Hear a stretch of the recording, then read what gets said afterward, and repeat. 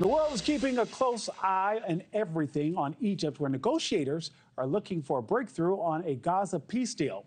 Right now, you're looking live at central Gaza. President Trump is urging both sides to negotiate quickly to bring an end to the fighting, which will pass the 2-year mark tomorrow. NewsNation's Robert Sherman has the latest from Hostage Square in Tel Aviv. Robert, I know that so many are pinning their hopes on a deal being done. Families want their loved ones home. Israel wants an end to the fighting so that these troops can stop being deployed. What's the feeling on the ground ahead of these new talks? Well, you're absolutely right, Nick, and there's widespread recognition that this is a truly critical moment here in the Middle East. Even Secretary of State Marco Rubio said that he believes that they've never been closer to getting all of the hostages out than they are right now. It has been 730 days since those hostages were first taken into Gaza. That clock here in Hostage Square has been running since then. People are hoping that soon there won't be a need for such a clock anymore. That's what negotiators in Egypt are talking about right now. For the Americans, that includes Special Envoy Steve Witkoff and Jared Kushner. This deal is framed as being in 2 separate phases. First is the release of hostages. As we listen to American officials, they're saying that they believe those talks are in a more logistical, technical phase. Then there's the bigger conversation, the day after Gaza, governance of Gaza, demilitarization of Hamas. Well, that is believed to be a much more difficult negotiation that needs to take place. It's still our own Libby Dean pressing the president on all of this, asking if there's a specific deadline that Hamas has to agree to any of these terms.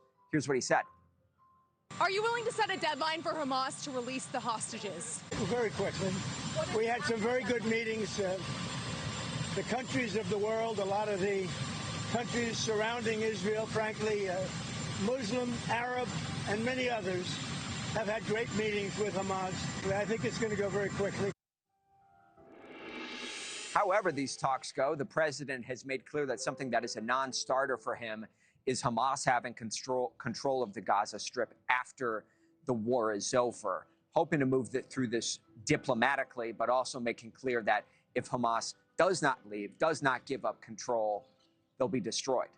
Nick? Robert, quick question for you. These high-stake talks come as Israel prepares to mark 2 years since the October 7th attacks.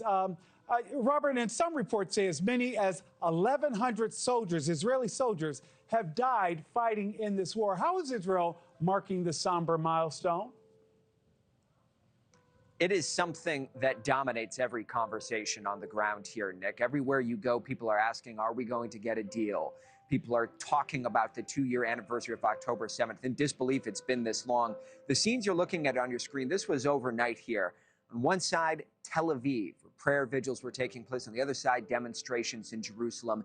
This is all-encompassing throughout the country here, not just in the most recent days, but it will be throughout this week as well, as people hold on to anxious hope that this may be the moment in which a full deal that gets the hostages out comes to fruition. And it's not lost on people that the 2-year anniversary is tomorrow. Thank you for watching. Subscribe below and download our NewsNation app right now on your phone, and you will get fact-based, unbiased news for all Americans.